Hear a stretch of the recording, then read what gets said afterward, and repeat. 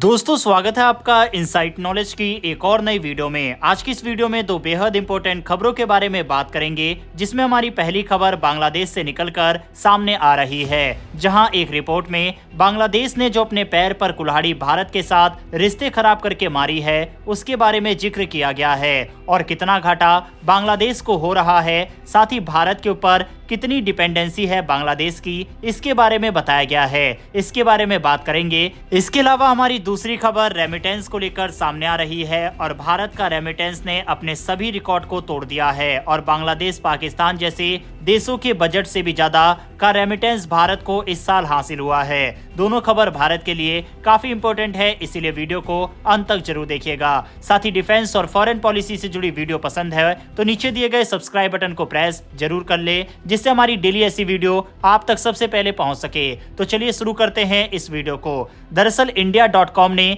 एक रिपोर्ट छापी जिसने बांग्लादेशियों का दिमाग जरूर ठिकाने लगा दिया होगा। इस रिपोर्ट और इस वीडियो को देखने के बाद जो बांग्लादेशी भारत के साथ उलझने की कोशिश कर रहा था उसको अपनी हैसियत और औकात का पता चल जाएगा। दरअसल अगस्त में शेख हसीना सरकार के गिरने के बाद बांग्लादेश में हालात तेजी से बदले।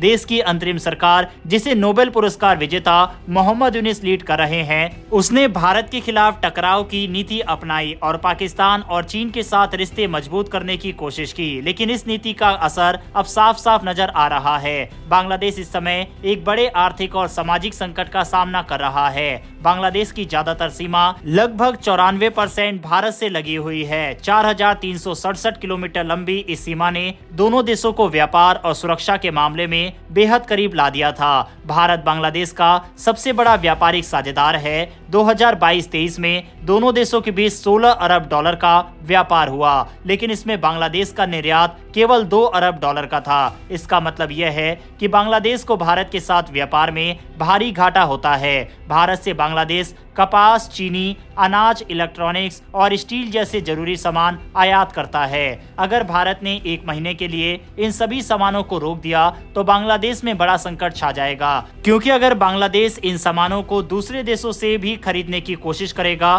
तो वह सामान ट्रांसपोर्टेशन की वजह से बांग्लादेश को महंगा पड़ेगा और इससे बांग्लादेश का पूरा बजट गड़बड़ा जाएगा। इतना ही नहीं, बांग्लादेश की अर्थव्यवस्था का सबसे बड़ा आधार उसका कपड़ा उद्योग है। ये उद्योग देश की जीडीपी में 11% का योगदान देता है और दुनिया के बड़े ब्रांड्स के लिए कपड़े तैयार करता है, लेकिन बांग्लादेश का यह उद्योग भी भारत पर निर्भर है। भारत से बांग्लादेश अपना कपड़ा उद्योग के लिए 35% कॉटन आयात करता है। अगर भारत से ये आयात रुक जाए तो बांग्लादेश का कपड़ा उद्योग बुरी तरह से प्रभावित होगा। मौजूदा स्थिति में ये उद्योग पहले ही भारी नुकसान झेल रहा है। कई कंपनियां बंद होने के कगार पर है। शेख हसीना के जाने के बाद बांग्लादेश की अर्थव्यवस्था तेजी से गिरावट की ओर बढ़ चली है। जीडीपी ग्रोथ रेट जो पहले 6.3% थी, अब 5% से भी नीचे आ गई है। बांग्लादेश में महंगाई तेजी से बढ़ रही है और प्रति व्यक्ति आय में भी गिरावट आई है। रिपोर्ट्स के मुताबिक अगस्त से अब तक बांग्लादेश को 2 लाख करोड़ रुपए का नुकसान हो चुका है। देश में बढ़ती हिंसा ने हालात और बिगाड़ दिए हैं। खासकर हिंदू अल्पसंख्यकों के खिलाफ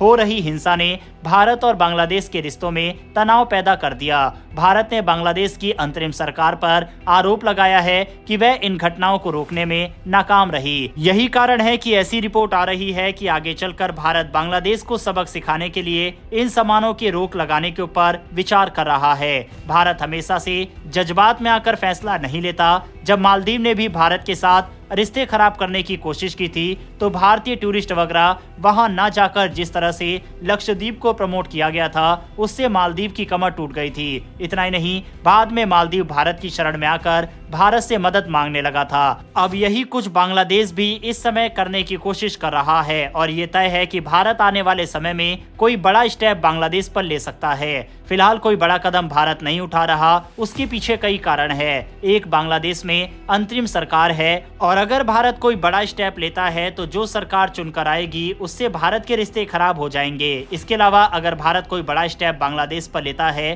तो जो हिंदू वहां पर रह रहे हैं उनके ऊपर खतरा और मंडराने लगेगा और उनके प्रति नफरत और बढ़ जाएगी। लेकिन ये तो साफ है कि टेबल पर भारत के पास बहुत सारे ऑप्शन है। बांग्लादेश की डिपेंडेंसी किस तरह भारत के ऊपर है। भारत अगर कोई बड़ा स्टेप लेता है तो बांग्लादेश की अर्थव्यवस्था चरमरा जाएगी। बहरहाल आपके हिसाब हिसाब से क्या भारत को कोई बड़ा स्टेप बांग्लादेश पर लेना चाहिए या फिर नहीं, इस पर अपनी राय कमेंट बॉक्स में लिखकर बताइएगा। बढ़ते हमारी अगली खबर की तरफ। भारत एक बार फिर से दुनिया में सबसे ज्यादा रेमिटेंस पाने वाला देश बन गया है। 2024 में भारत ने अपने प्रवासी नागरिकों से 129 अरब डॉलर का रेमिटेंस प्राप्त किया। रेमिटेंस का मतलब होता है वो पैसा जो हमारे देश के बाहर काम कर रहे भारतीय अपने परिवार और देश को भेजते हैं। पिछले कई सालों से भारत इस मामले में नंबर 1 पर रहा। 2024 में भी भारत ने इस स्थान को बनाए रखा। भारत को 129 अरब डॉलर का रेमिटेंस मिला, जो पाकिस्तान और बांग्लादेश के कुल बजट से भी ज्यादा है। पाकिस्तान का बजट 67 अरब डॉलर और बांग्लादेश का 68 अरब डॉलर है। इतना ही नहीं, भारत का रेमिटेंस मैक्सिको से लगभग 2 गुना है, जो 68 अरब डॉलर के साथ दूसरे स्थान पर है। वर्ल्ड बैंक की रिपोर्ट के मुताबिक 2024 में भारत पहले स्थान पर रहा, जबकि मैक्सिको दूसरे, चीन तीसरे, फिलीपींस चौथे और पाकिस्तान 5वें स्थान पर रहा। बहरहाल इन भारतीयों के लिए कमेंट बॉक्स में एक जय हिंद जरूर लिखिएगा, जो कि बाहर रहकर भारत की इकोनॉमी में इतना बड़ा योगदान दे रहे हैं। बहरहाल दोस्तों, इस वीडियो में इतना ही। इन्फॉर्मेशन और वीडियो पसंद आई हो तो वीडियो को लाइक करके हमारी आने वाली डेली ऐसी वीडियो के लिए चैनल को सब्सक्राइब कर बेल नोटिफिकेशन जरूर दबा लें। फिर मिलेंगे ऐसी एक नई वीडियो के साथ। धन्यवाद। जय हिंद।